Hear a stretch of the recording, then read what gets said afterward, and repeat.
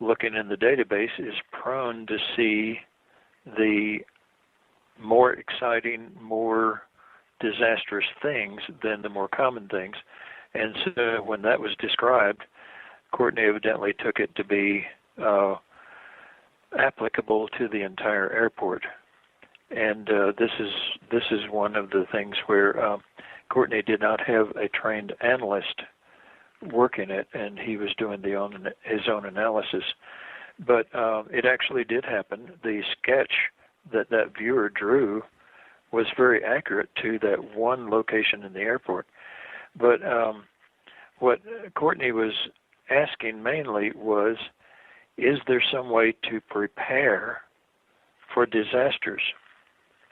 And in order to prepare for those disasters, you've got to have the leaders of a country or a society actually believe that this works, or else they're not going to prepare for it. They're not going to put in the money and the time and all that to prepare for things. And so this was his thing. I know there was one island country that we found to be flooded, and he was wanting to know if there was a way to prepare for that. Well, when the waters rise, people are going to leave,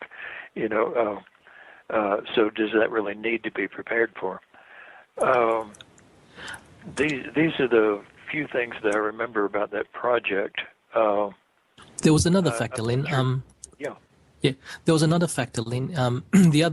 That was one of the factors. The other factor was the project team concluded that the changes were, one of the factors that caused the changes was excessive solar radiation. Now, obviously, Ed Dames has been forecasting a kill shot, a series of solar flares, and NASA is also concerned about the current sunspot cycle. And obviously, there's a lot of talk about another Carrington event, and the Hopi prophecies talk about the ending of the fourth world by fire. So, do you know? Can you elaborate more on what that team saw as why the factor of the sun or solar radiation issues? Let me be a little more accurate here. The team did not decide that, because the team, each individual was working on their own specific tasking. It was Courtney who decided that from the information that was given to him, and Courtney is not a trained analyst, which had some drawbacks, But the solar radiation, I saw all of the reports that came in from the viewers, and I think there were only 2 or 3 that actually reported the solar kill shot or whatever. And I think this may have been blown out of proportion because of Courtney's relationship with Ed, who is predicting the kill shot. We're all going to die. I've known Ed for, about 22 years now, and for the entire time he's been predicting that we're all going to die by next month, the middle of next month. And I've always told my wife, if some disaster happens that destroys the world and I die, first thing my spirit's going to do is go apologize to Ed for not believing him. But after 22 years of the world's going to end by next month, I've kind of grown callous to it. Anyway, So Lyn, you're looking at more of an acceleration of events, but no specific end of the world. It'll just get progressively worse until we reach the tipping point of, say December 2012, and then from then on it just goes snowballs from there. That's what I keep getting, and I've also tasked it to some of the other viewers, and they definitely find a civilization lasting, after that.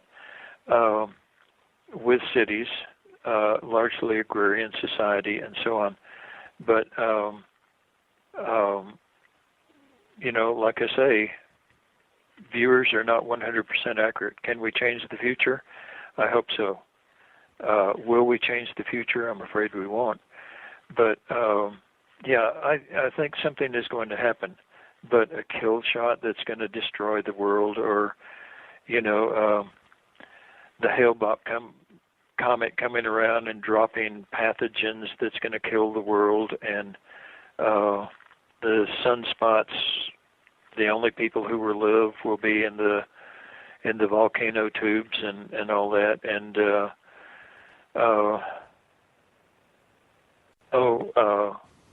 the Yeti and the Sasquatch is actually projections from projectors on Mars that making us see things, and all. I really put very little faith in that. Yes. Anyway, okay. I don't want to say anything bad about anybody, but like I say, if the world does come to an end, my spirit will go to Ed and apologize for not believing him. Okay, thanks. Also, I heard you say in a previous interview that subliminals you place subliminals in your students in case they decide to hurt people. Yes, and I tell them ahead of time, by the way, that I'm going to do it, and I tell them what the subliminals are. Subliminals work on people whether they know what is going on or not, so I completely explain it to them, and I explain why, and the reason is that I am not going to have my life's work used for hurting people, and this is just an ethic that's within me, and that if I catch any of them using what I've trained to hurt people, then I put in a trigger word, and I will, either in an email, a phone call, or whatever, I will use that trigger word, and they will lose all interest in remote viewing from that point on and just never remote view again. And so it's just an ethical thing with me.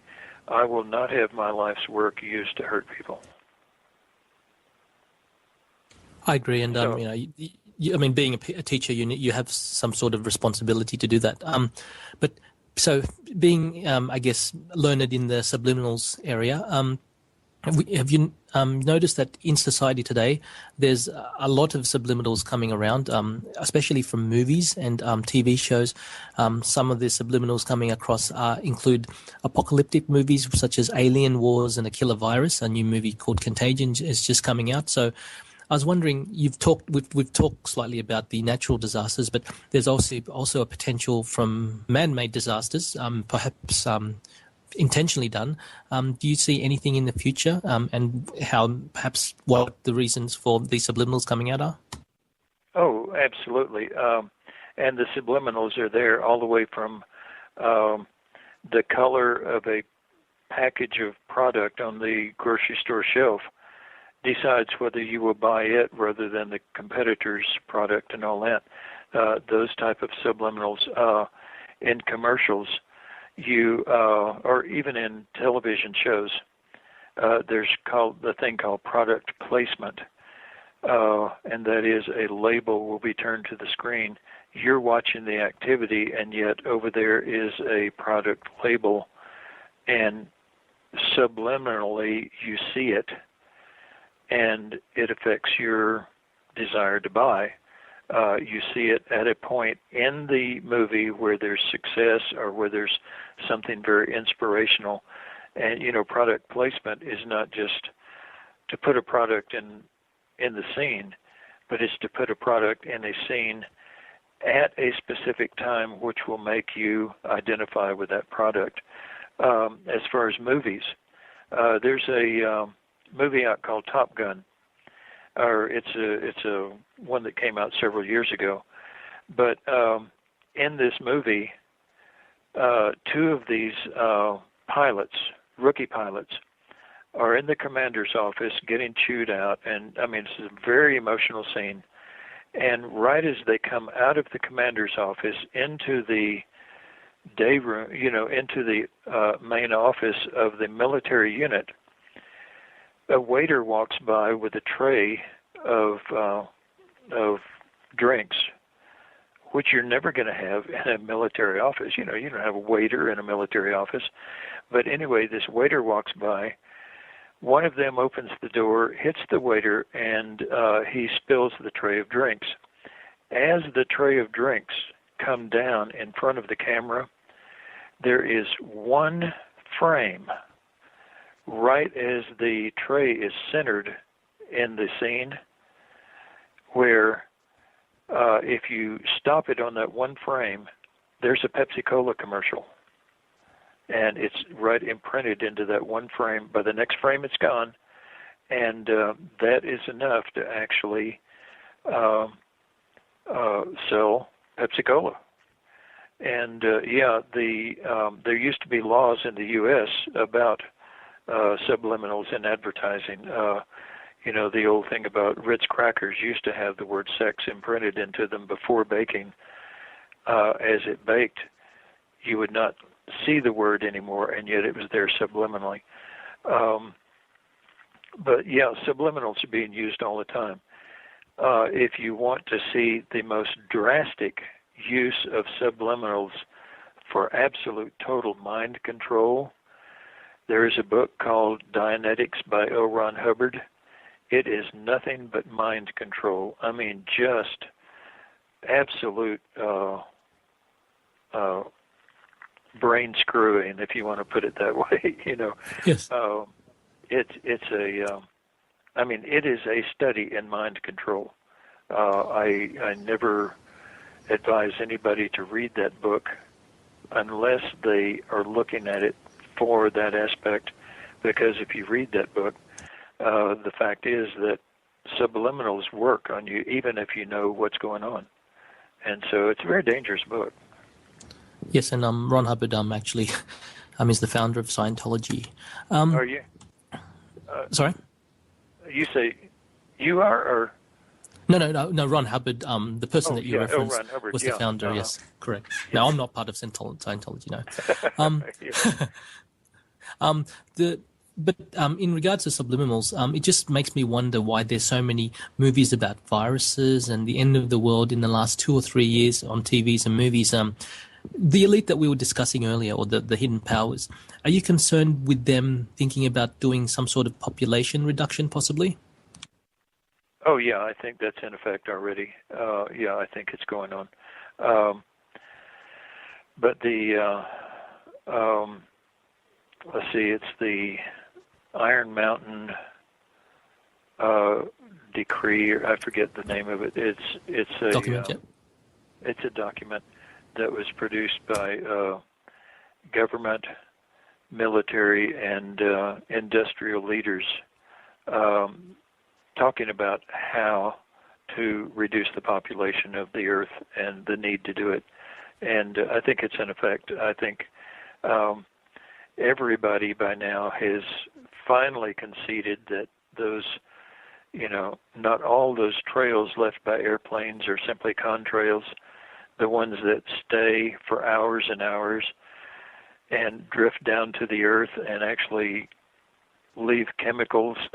You put out a bowl of water, you're going to find a film of chemicals in it. That maybe those aren't contrails. Contrails is condensation of water, and the chemtrails that are happening.